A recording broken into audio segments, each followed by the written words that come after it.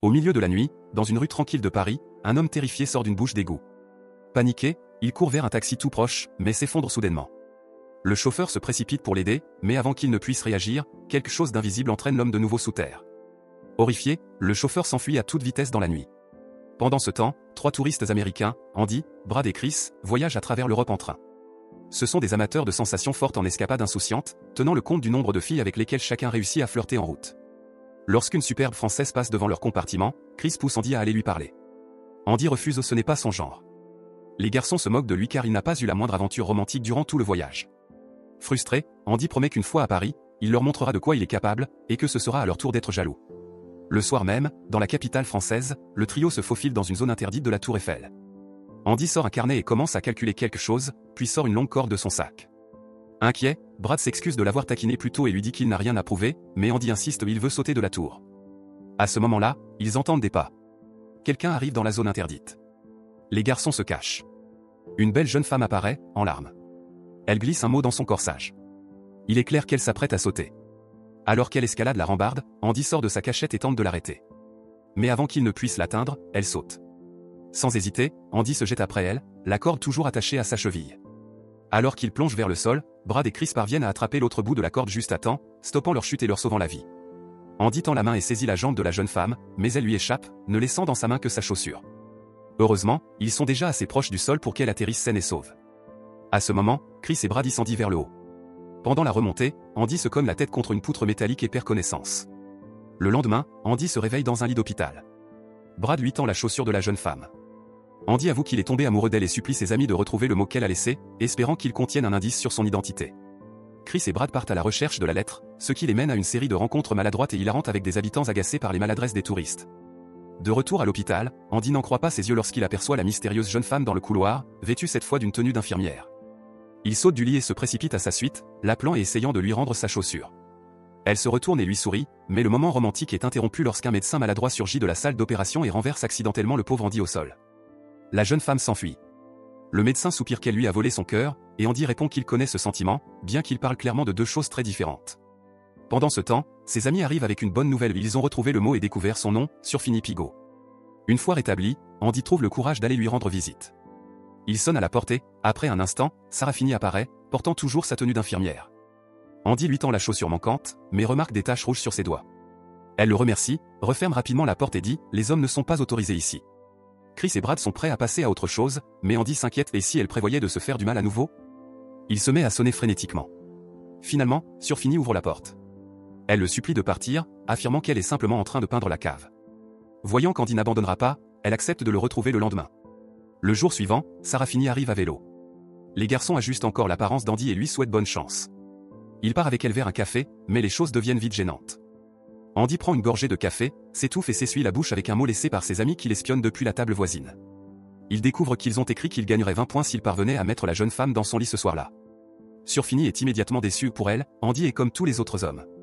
Il tente de s'expliquer, mais une poignée de préservatifs, gracieusement offert par ses amis, bienveillants, tombe de sa poche. Il prétend nerveusement que c'est du chewing-gum. Alors fais une bulle, lui répond-elle. Et juste comme ça, tout est terminé. Sa patience a disparu. Andy abandonne alors toute comédie. Il lui avoue la vérité, il est nerveux parce qu'elle lui plaît vraiment. Il lui dit qu'il s'inquiète pour elle et qu'il n'a pas pu oublier la tristesse qu'il a vue dans ses yeux cette nuit-là. Cela semble la toucher. Elle reconnaît que son honnêteté et son courage l'ont émue, mais elle se referme à nouveau. Sarafini lui dit que personne ne peut vraiment l'aider. C'est alors qu'un homme au café commence à harceler Andy et s'en prend à Chris et Brad. À la table voisine, Sarafini lui dit de reculer, mais lorsque l'homme donne un coup de tête à Andy, elle intervient et révèle une force à laquelle personne ne s'attendait. Réalisant qu'elle en a montré plus qu'elle ne le voulait, Sarafini panique et s'enfuit du café. Andy la poursuit, complètement captivé par ce qu'elle sait faire. Ils sont sur le point de s'embrasser, mais soudain elle se retire. Surfini le supplie de ne pas la suivre, insistant que c'est pour son bien. Andy reste là, le cœur brisé. Ses amis mettent ça sur le compte du jeu de la difficile, mais Andy s'inquiète sincèrement pour son état mental. Au café, elle lui avait confié qu'elle était orpheline et avait laissé entendre qu'elle se reprochait la mort de ses parents. Déterminés à obtenir des réponses, les 3 amis se rendent à sa maison. Cette fois, c'est un homme nommé Claude qui ouvre. Il dit que Sarafini n'est pas là, mais exprime son amour pour les Américains et les invite à entrer.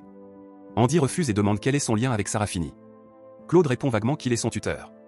Avant qu'ils ne partent, il leur remet un flyer pour une soirée au club d'Allon, les assurant que Sarafini y sera. La tentation l'emporte sur Andy. Il convainc les autres d'aller au club.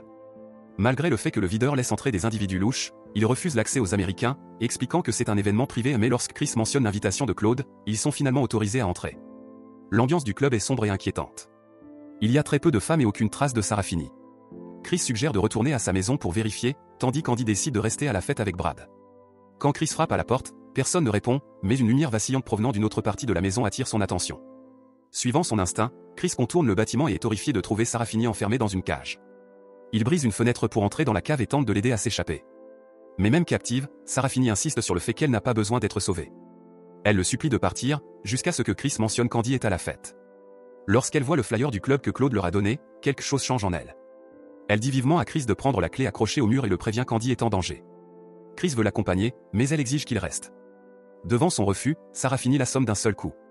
Peu après, Chris se réveille dans la cage. La clé pend toujours au mur, juste hors de portée. La cave est étrangement silencieuse, à l'exception d'une zone derrière un rideau d'où résonnent de curieux bruits. Chris crie à l'aide, mais il n'y a pas de réponse.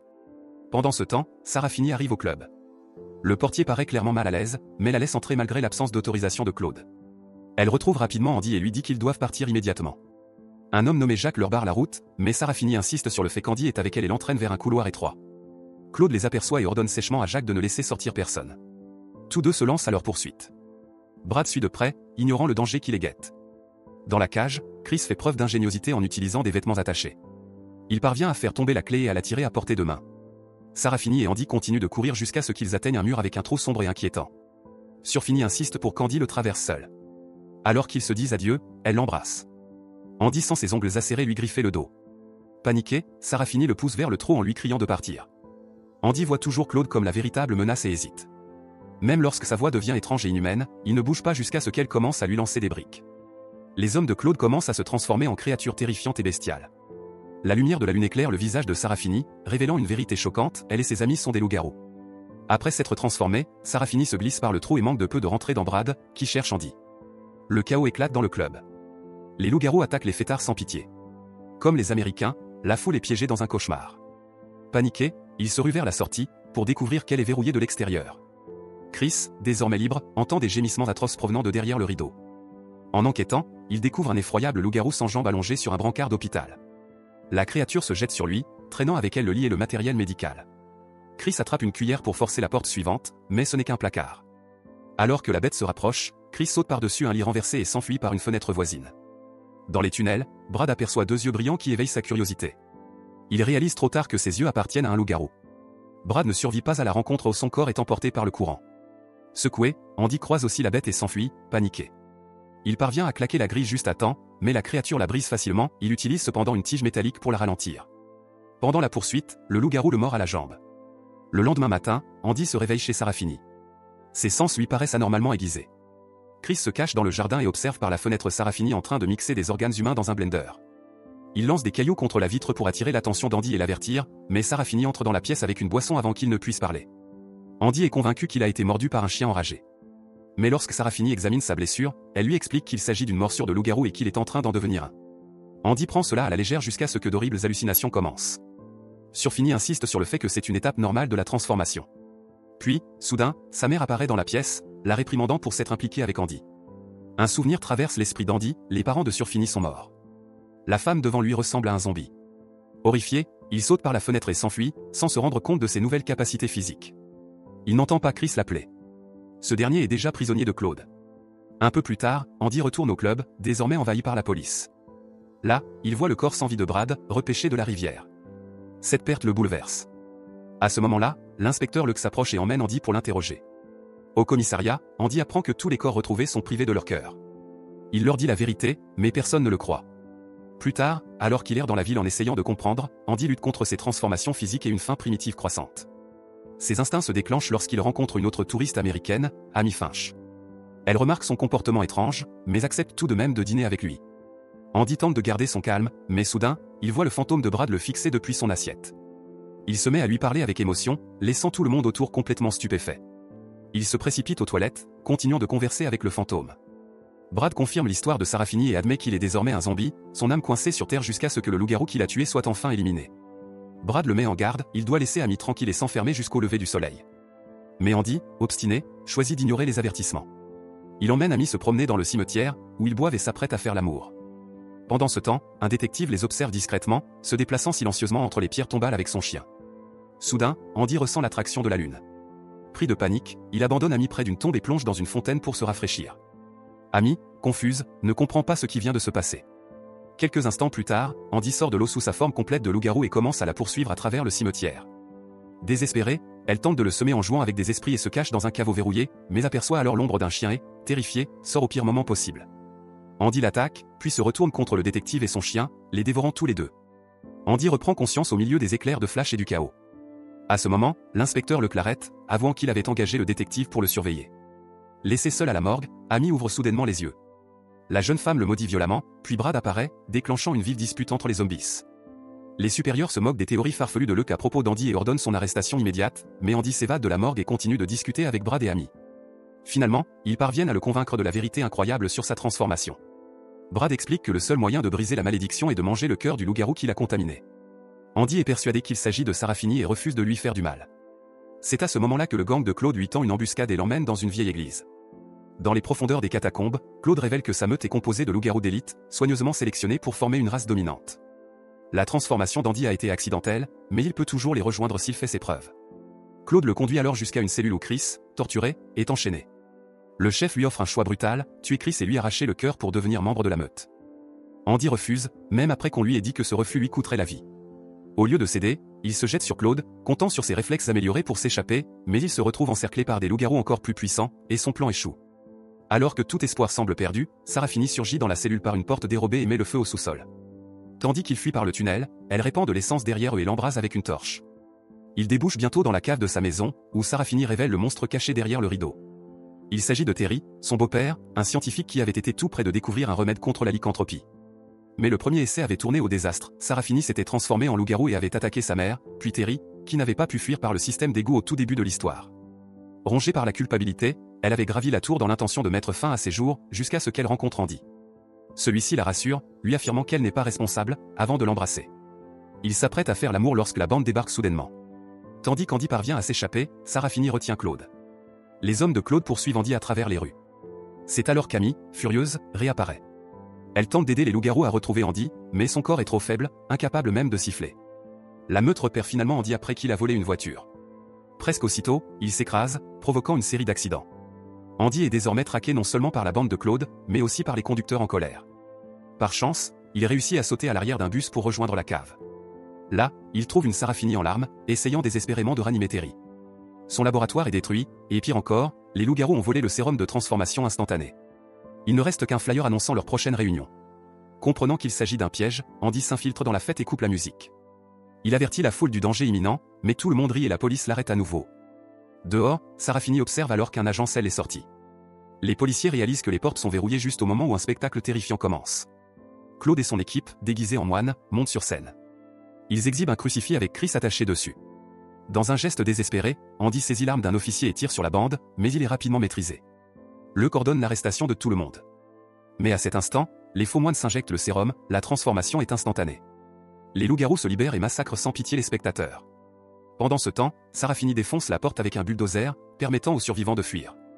Des renforts arrivent sur place. Au milieu du chaos, Chris tente de s'échapper, courant dehors avec la croix sur le dos. Andy attrape une autre arme et abat un loup-garou, avertissant Sarah Finney que Claude tente de s'enfuir. Il parvient alors à tuer le loup-garou responsable de la mort de Brad, libérant enfin son ami pour qu'il passe dans l'au-delà. Fuyant la police, Andy et Sarah Finney se réfugient dans les catacombes et se séparent. Le croise un loup-garou dans le tunnel et s'enfuit, tombant dans une trappe secrète, tandis que les autres officiers n'ont pas cette chance, leurs hurlements déchirants préviennent Sarah Finney du danger. Elle tente de tirer sur le loup-garou, mais réalise qu'elle n'a plus de munitions. Elle prend la fuite et tombe sur un moine mort tenant la dernière seringue. Sarah Finney s'injecte le sérum, se transforme et affronte la bête à armes égales. Lorsqu'Andy arrive et aperçoit deux loups-garous se battre, il tire, ignorant que l'un d'eux est Sarah Finney. L'autre loup-garou meurt sur le coup, et Sarah Finney, blessée, reprend forme humaine. Horrifié par son erreur, Andy écoute sa demande de mettre fin à ses souffrances. Elle lui rappelle aussi que manger son cœur le libérera définitivement. Andy hésite longuement, prêt à l'achever, mais la police interrompt son geste. Il s'enfuit à nouveau dans le tunnel, bien décidé à régler ses comptes avec Claude une bonne fois pour toutes. Soudain, Andy glisse sur les rails du métro au moment où un train arrive. Claude se jette sur lui, mais à la dernière seconde, Andy esquive et le train percute Claude. Les passagers paniquent et le conducteur se penche sur la voie, pour être aussitôt attaqué par Claude. Ce dernier surgit dans la rame suivante, terrorisant tout le monde, jusqu'à ce que l'effet du sérum s'estompe et qu'il redevienne humain. Il prépare une nouvelle dose, mais Andy traverse la vitre et la lui fait tomber. Un combat brutal s'engage. Andy remarque alors une cicatrice sur l'épaule de Claude, la même qu'il lui avait infligée avec une barre de métal, comprenant que Sarafini n'était pas celle qui l'avait mordu. Pris de rage, il attaque. Claude tente de récupérer la seringue, mais s'injecte accidentellement Andy avec le sérum. Andy se transforme, prend le dessus et arrache le cœur de Claude. Des mois passent. Andy et Sarafini sont désormais fiancés. Lors de leur cérémonie, à l'intérieur de la Statue de la Liberté, Chris laisse échapper la bague. Comme le jour de leur rencontre, le couple plonge à sa poursuite. Il flotte dans les airs tandis qu'Andy passe la bague au doigt de Sarafini en plein vol.